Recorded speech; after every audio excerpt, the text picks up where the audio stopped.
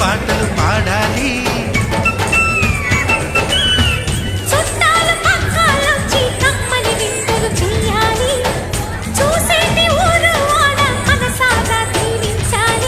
నలుగురు కలిసి చేతులు కలిపి మన కలలన్నీ పండించాలి. ఒక చోట పుట్టని కోడళ్ళు అయ్యారు అమ్మకే కూతుళ్ళు. త్వరలోని ముద్దుగా పుడతారు ఈ తాత పోలికల మనవళ్ళు. ఈ సంతోషాలు సరదాలేమా పండుగలు.